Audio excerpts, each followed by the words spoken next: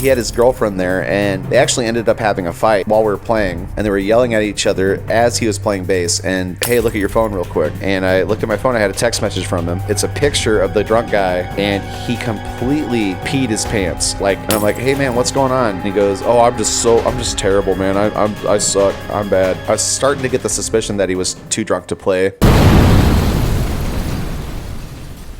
Welcome to Musician Life Mondays. We're indoors right now because it is literally monsooning outside in Austin, Texas. That's where I live. I play in a band called Oreja. We're based here in Austin, Texas. This is where I live and work. Today's topic is alcohol. Should you drink at gigs? Should you not drink at gigs? This is a question only you personally can answer. With a lot of paid gigs comes some perks, usually in the form of food or free drinks. Now, getting a comp meal after playing a gig, there's no stigma to it. In fact, it's kind of nice, especially after setting up all your gear, playing 3 to 4 hours, and then tearing everything down and loading it back in your car. Getting a free dinner, kind of a cool idea. Let's get Max in the shot. When it comes to alcohol, there are people that strictly don't drink. There are people that drink a little bit, and then there are people that drink too much. Here in Austin, there are a lot of gigs that offer free drinks during your gig. I won't name any bars specifically, but there's places where I get free drinks all the time. I don't condone getting blackout drunk before, during, or after your gig. That's not safe for you. That's not safe for other people. And I also do not condone drinking and driving. So if you do drink too much, you need to find a safe ride home, like an Uber or a Lyft. I'll use my drummer for an example to start. He does not drink at gigs. He drinks away from gigs, but he chooses not to drink at gigs because he feels like it impairs his playing, which is a totally valid point. And I think that anybody that feels that way should act accordingly. If you feel like you can keep it in moderation and you wouldn't mind having something to sip on during your gig, I think there's nothing wrong with that at all. I tend to do that. Sometimes I choose not to drink at all, and I'll just drink water or Coke. When I do choose to drink during a gig and before a gig, I choose to practice moderation as much as possible. Also, after loading all my gear in, setting it up, playing a 3 to 4 hour gig, breaking everything down, bringing it back to my car, and waiting on my check, I wouldn't mind sitting at the bar and having a beer to relax. I don't think there's anything wrong with that. Does it impair your playing? It can if it gets out of hand. If you choose to drink with no discrepancy, you will notice that it will impair your playing. You could slur your words while you're singing. You could forget words while you're singing. While you're playing guitar, you might notice that it might be harder to hit notes that you were able to hit sober. It can make your timing sloppy as a drummer. All of the above for a bassist as well, and a key player. Again, it's good to practice moderation while drinking during a gig or not drinking at all. If you don't trust your own self-control enough, it's okay to stay sober. If you're getting paid, it's technically work, and other jobs you're not allowed to drink at, it's perfectly fine to stay sober, and no one's going to judge you. I don't judge people that don't drink. The only people I really do judge are people that drink too much. They make the gig a bad time for everybody else in the band and the audience and the bar and restaurant staff. I have a few stories of where alcohol got out of hand, and I'm going to keep these people nameless to protect their identity. I don't work with them anymore. I'll start with the first one. I was playing my Tuesday happy hour gig at the Blind Pig Pub from 5 p.m. to 8 p.m. Central, live streamed on YouTube. Shameless plug there. 2 girls and 1 guy came in, and they had already been drinking. It was like maybe 5:30, 6 p.m. on a Tuesday. The guy was the most hammered, and he was being an obnoxious guest to the bar staff and to me, the musician. He kind of swayed and stood by the stage and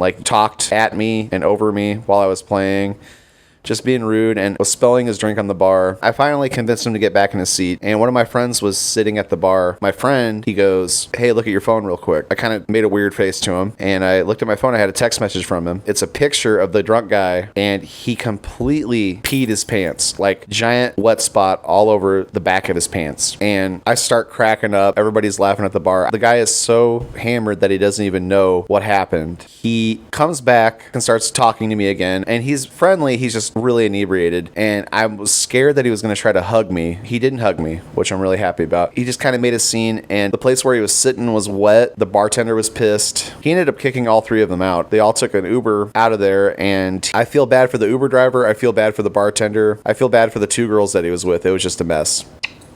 Oh boy. That's a gig story about a negative alcohol experience with a bar patron / audience member. I'll give you another one. This one, we're playing a gig, a trio gig. I hired a substitute bassist because my regular bassist was not available at the time. He was kind of an odd guy. There was no real problem up until that point. He proceeded to drink the entire bar tab. We had a $70 bar tab, and we were only allowed to have well drinks, which means it's the cheapest option that they have available. And he somehow ran up a $70 bar tab, and there were no other drinks for the rest of the band. He got progressively more drunk, progressively worse at his instrument. He had his girlfriend there, and they actually ended up having a fight while we were playing, and they were yelling at each other as he was playing bass, and the drummer and I were just staring at this guy in disbelief. We could not believe that this was happening. The girl storms out, he continues playing, and then he starts checking his phone, and like there would be times where he would stop playing bass and just get on his phone and start texting and stuff. It got to the point where I actually had to, at the end of one song, I go, hey man, either play the set or leave, but this has got to stop. We're in the middle of a gig right now, and this is really unprofessional. He gets mad at me, still plays the bass, but he's like begrudgingly so doing that because he's drunk, and his girlfriend got mad at him for no reason. Needless to say, I never hired him again. The third story I'd like to share, it was a drummer that I hired as a substitute. Working with him before, everything was fine. I noticed no problems with him. I mean, he was kind of an odd guy, but he was nice, and he played the songs, and it wasn't perfect, but it was in time. He was drinking heavily, like doing shots in a beer. Again, I casually have a beer while I'm playing sometimes, and I was doing the same thing, but I also know when to cut myself off and stop. He apparently did not. He would set up his drums, we did the sound check, and then he wandered off somewhere. We don't really know where he went. And then he came back. We played probably like an hour and a half, took another break, and then he wandered off again, and we don't really know where he went. When we came back from our break, he was noticeably more drunk. So I assume he was drinking somewhere else and then coming back and playing.